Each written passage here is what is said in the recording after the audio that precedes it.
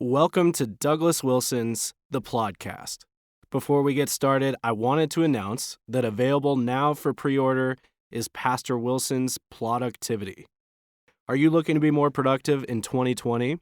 Then don't miss out on Productivity, a practical theology of work. Look for the link in the show notes and pre-order now. Happy Thanksgiving!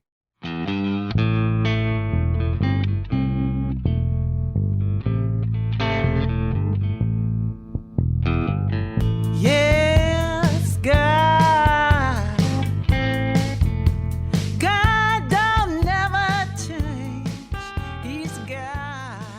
Welcome to the Plodcast. This is episode 120. So I just saw in the news today that Philip Johnson of intelligent design fame, not the Phil Johnson who's associated with John MacArthur, but Philip Johnson, who a number of years ago sort of launched the intelligent design movement with his book, Darwin on Trial, has gone to be with the Lord.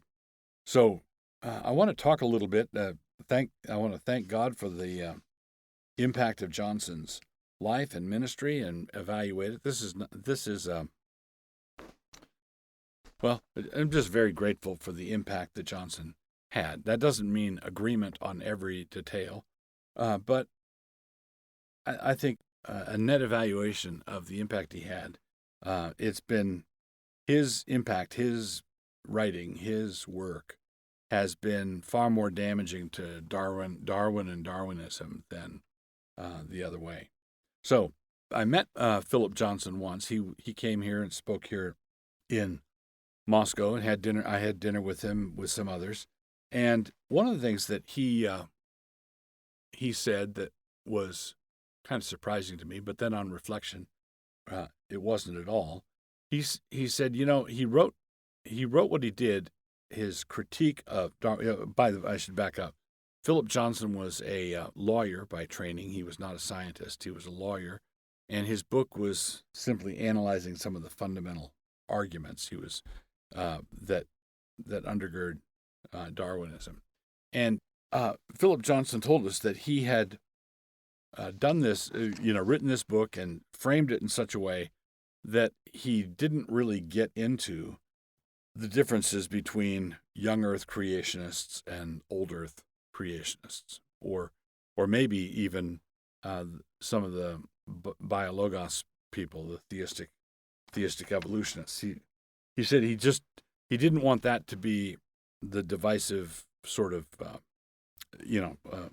he wanted to sort of sidestep that. And the thing that he said that surprised him in the aftermath of that was all the love he got from young Earth creationists and all the hostility he got from people who weren't. And I think the reason for this is because the form of argumentation that has been ushered in by some of the intelligent design practitioners is really, to be blunt and honest, devastating for Darwin. Just devastating for Darwin. Darwinism. Darwin is long gone, right? But Darwinism, I don't think, has any way of answering the problems and the stumpers that are being presented to them. And because these arguments are so devastating, they smack of too much certainty.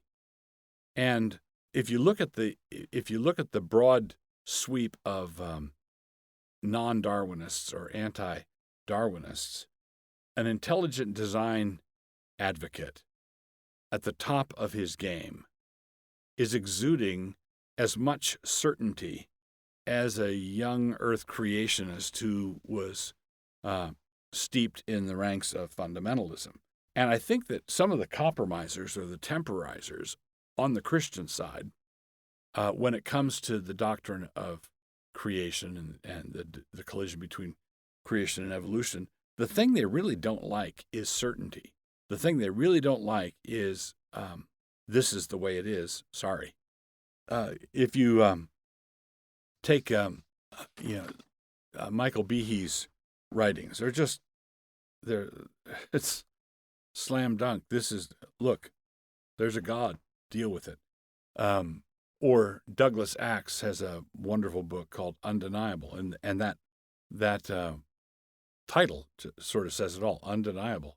And people are when people are confronted with something that's undeniable, they are made kind of uncomfortable. This is not to say that I've profited greatly from reading ID books, but I would call myself a creationist. I base what I believe about these things on the Bible, and I believe that since the Bible is true, it's going to line up with what we learn about the created order in our investigations elsewhere. So I can profit from intelligent design arguments and works, and accept them where they're compelling and reject them where they're not compelling.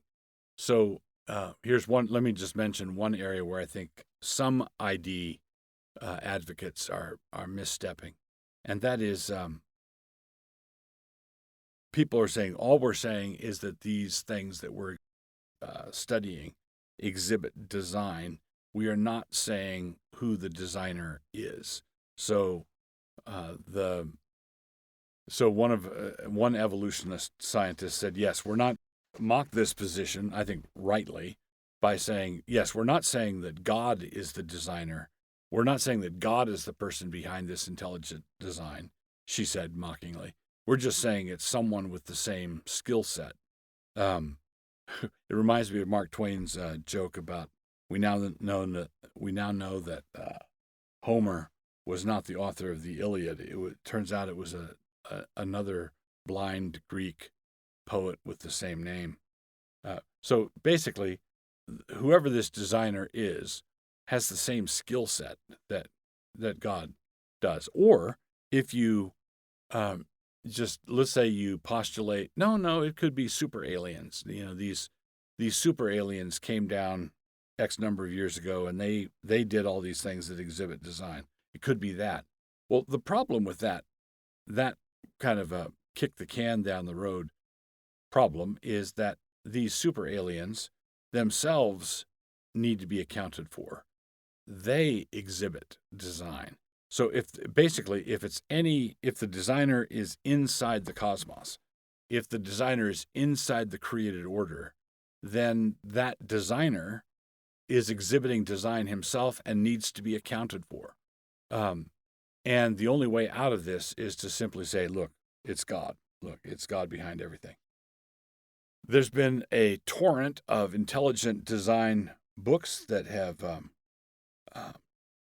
followed in the wake of Philip Johnson's publication of Darwin on Trial, which we can rightly call Philip Johnson's legacy, the Discovery Institute,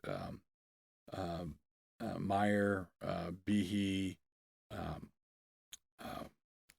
Jonathan, who did the Icons of Evolution? Jonathan somebody, spacing out, Douglas Axe. A number of these people have done really fine work. And when the great oak of Darwinism falls, a number of the blows from the axe will have been delivered by intelligent design advocates, and we can thank the Lord for Philip Johnson setting them all in motion. Always will be God.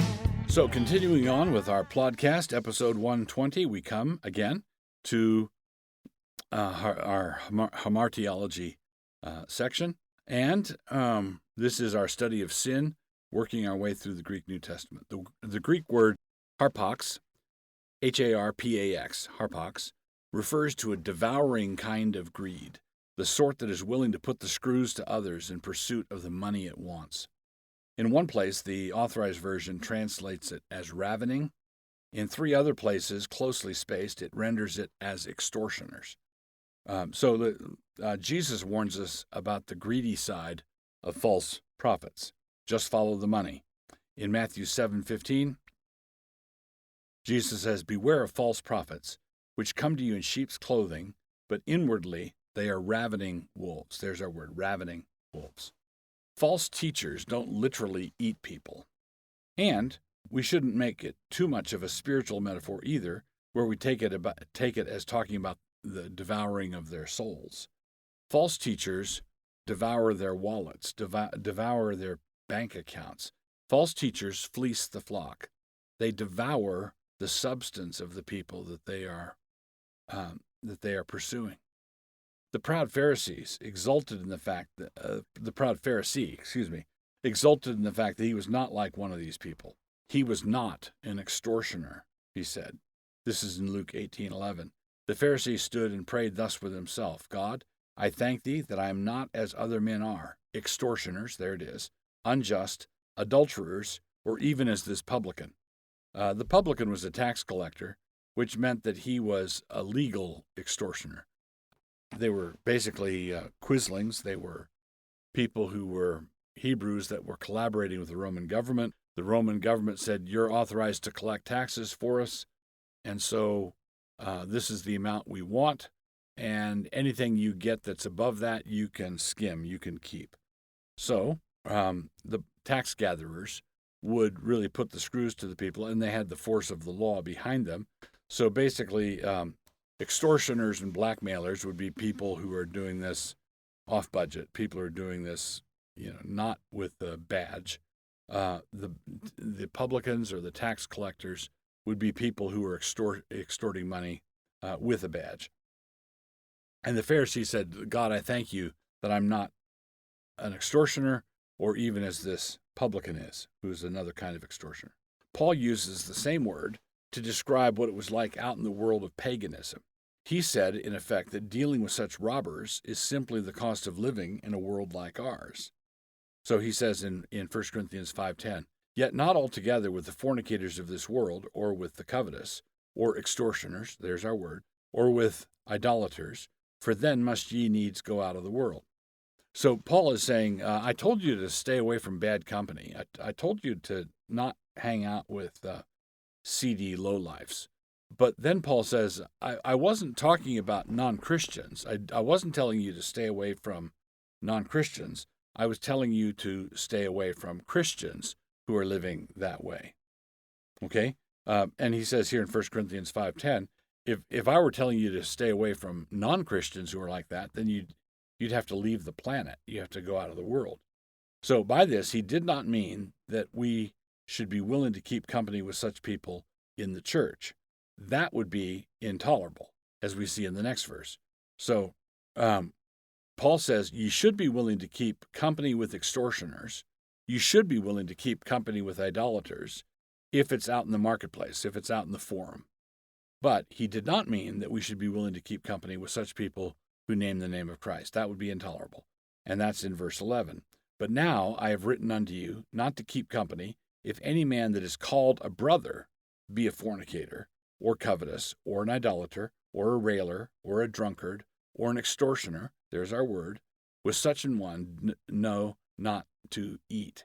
So do not sit down to share table fellowship with someone who lives this way and who calls himself a Christian.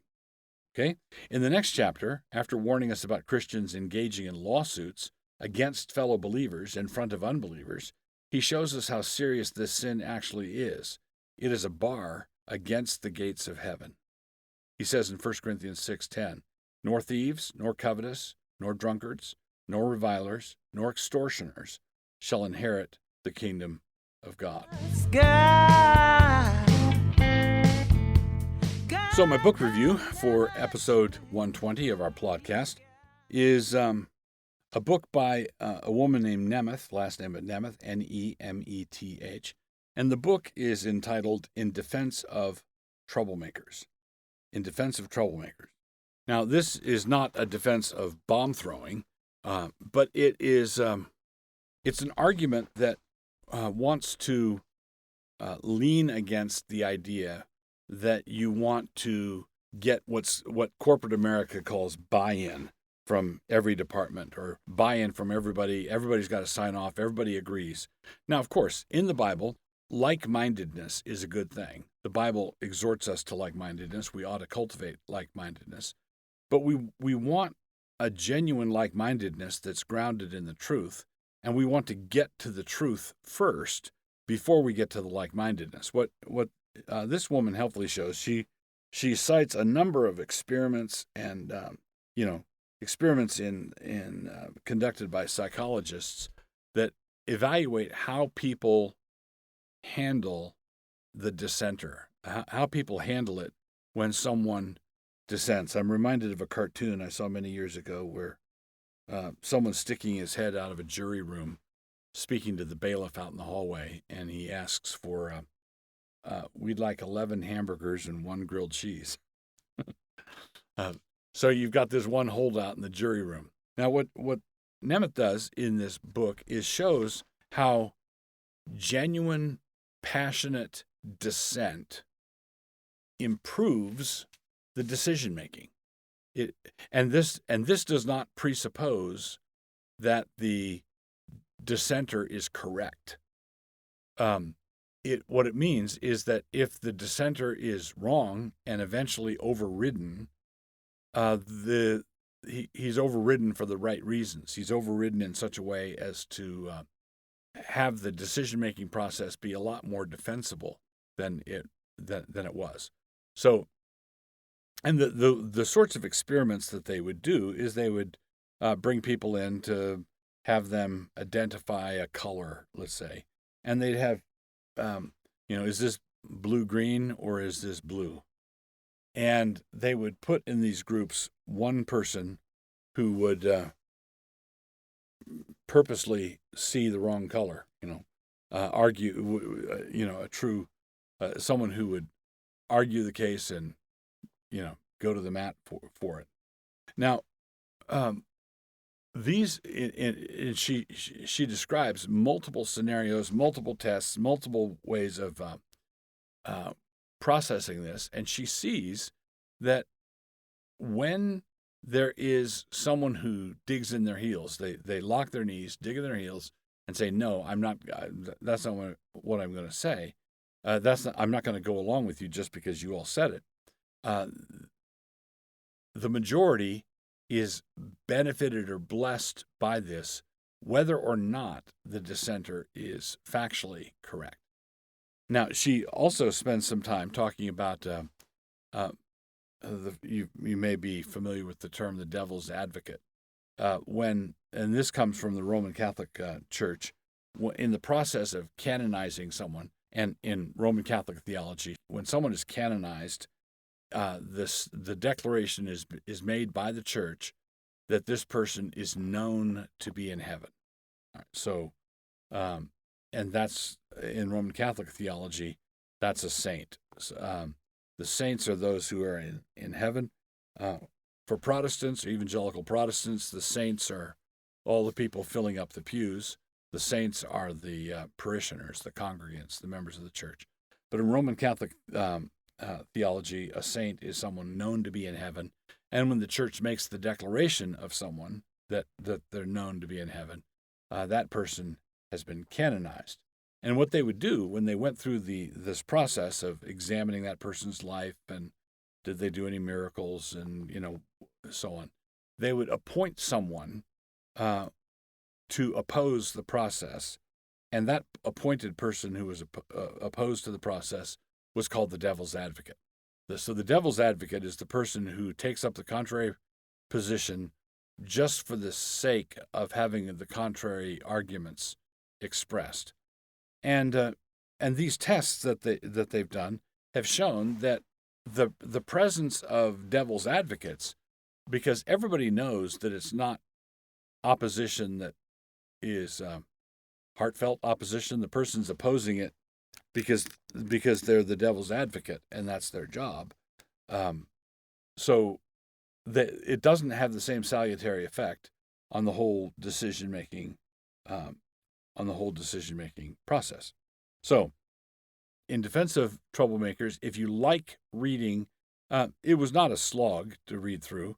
It was interesting. If you're interested in this topic, if you serve on a board or if you serve on lots of committees, if you are in situations where people demand or expect consensus, this would be if you serve on a board of elders or a board of deacons or school board, this would be a good book to to read and internalize.